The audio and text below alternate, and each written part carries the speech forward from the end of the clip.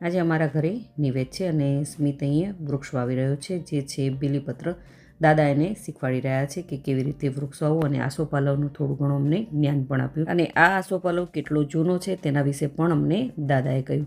હવે અહીં હર્ષને રિયા સવાલ પૂછે છે કે અહીંયા તમે આ ઝાડ વાવ્યું તો તમે શું શીખ્યા? તો હર્ષ કહે છે હું જાળી બાંધતા શીખ્યો. અને આ જો અહીંયા સ્મિત આ ઝાડને પાણી પાઈ રહ્યો છે.